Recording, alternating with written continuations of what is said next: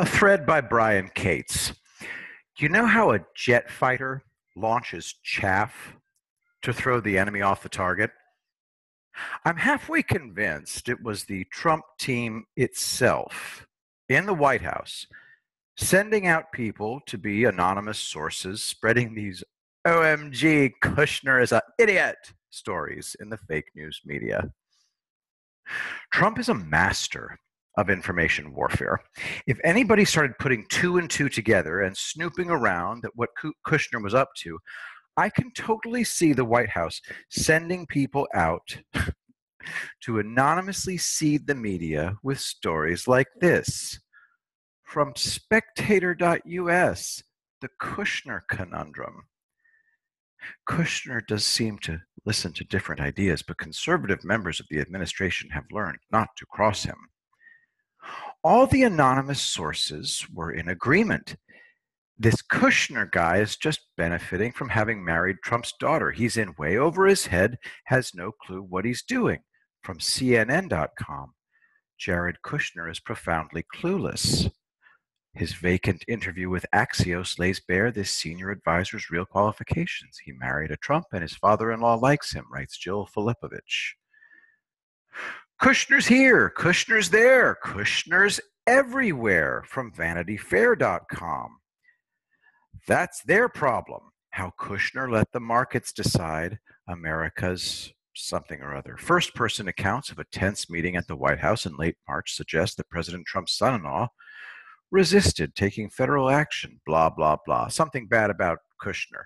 From the article, quote, first-person accounts of a tense meeting at the White House in late March suggest that President Trump's son-in-law resisted taking federal action to alleviate shortages and help Democratic-led New York, end quote.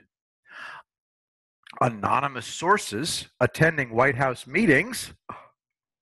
Right now, the DNC media complex is endlessly pushing the narrative that the Trump White House completely botched the COVID response, while memory-holding Democrats calling Trump xenophobic for his China travel ban, while encouraging people to go out and mingle at public events.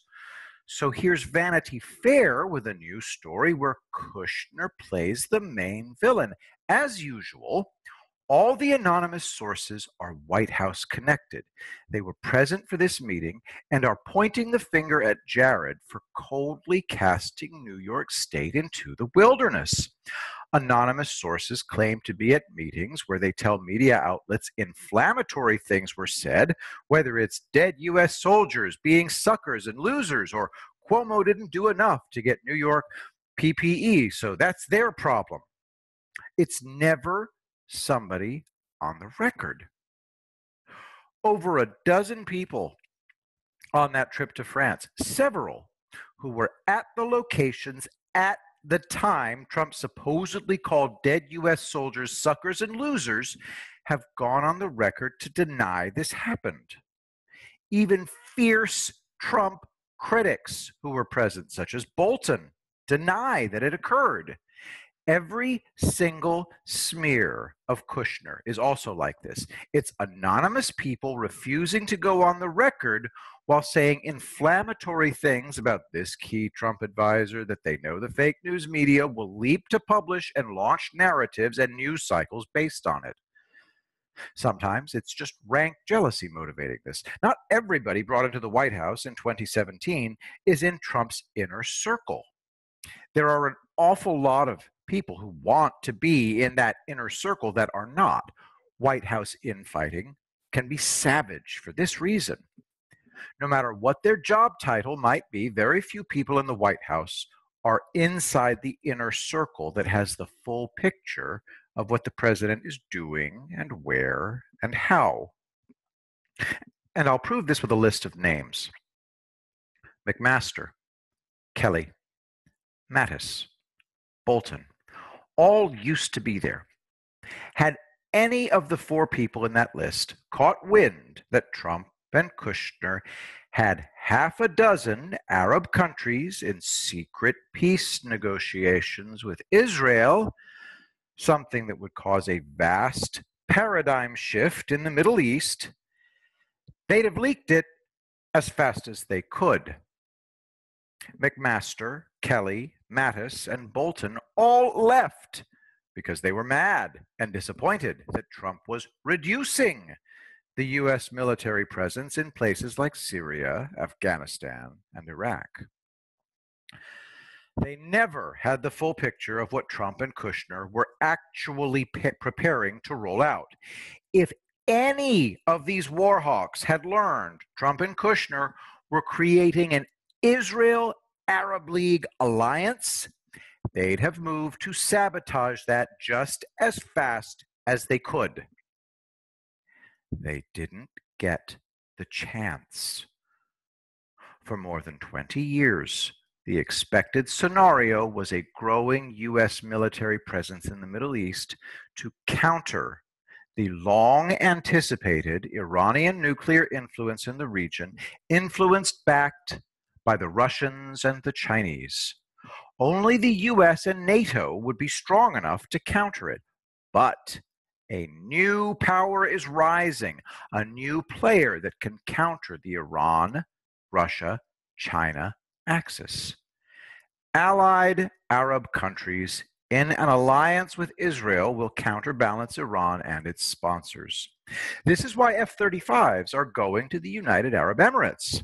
Conventional thinking is Arab militaries are useless, but the conventional thinking is stuck in the 1990s. There have been vast changes in the region since mid-2008, much of it under the radar. Military alliances were formed between Arab nations, specialized training to create a multinational force of commandos numbering almost 500,000 men. Back in 2016, 20 countries were already coordinating exercises for 350,000 soldiers. From GulfNews.com, Northern Thunder military exercises begin in Saudi Arabia. Until recently, many of the countries in the Middle East were thought to have been unable to form such alliances with each other in any meaningful way. Not only has that changed, these same countries are now forming an alliance openly with Israel. Some had this under the table. Upon winning the presidency in 2016, Trump instantly grasped what a functional multinational force in the region could accomplish if it was adequately equipped and trained. And he could see much of the training was already underway when he won the election. That's why his first official visit as president was to the Middle East, to the biggest member of the GCC/Arab League, the prime driver of the creation of this multinational force, Saudi Arabia. Finalizing the arms deal to help equip the multinational force. From FoxNews.com, Trump in Saudi Arabia signs $110 billion arms deal with Persian Gulf ally. Once the multinational force is ready, the last part of the puzzle is bringing Israel into the picture, which is happening now. All of a sudden, people who spent 2 decades fixated on the Russia-China-Iran hegemony, needing a big U.S. NATO presence to counter it, are in shock. Trump changed the equation in 2 ways.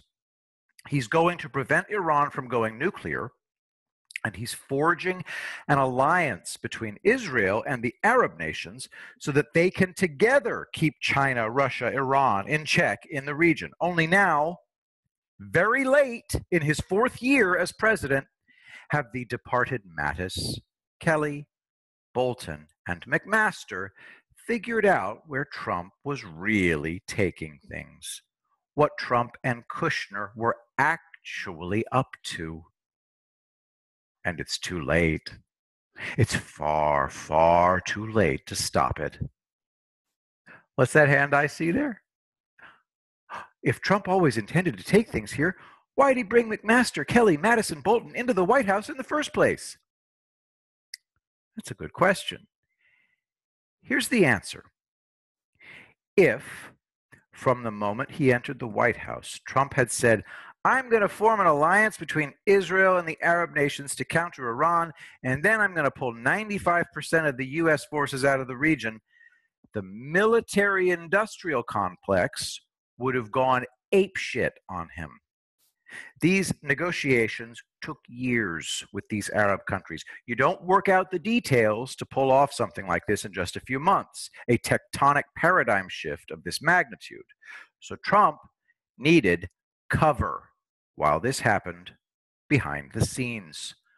Trump intentionally surrounded himself with military-industrial complex war hawks so that they could, quote unquote, advise him. And of course, they were constantly advising him to increase our military presence in Syria, Iraq, and Afghanistan. And it took them years to realize that Trump wasn't taking their advice.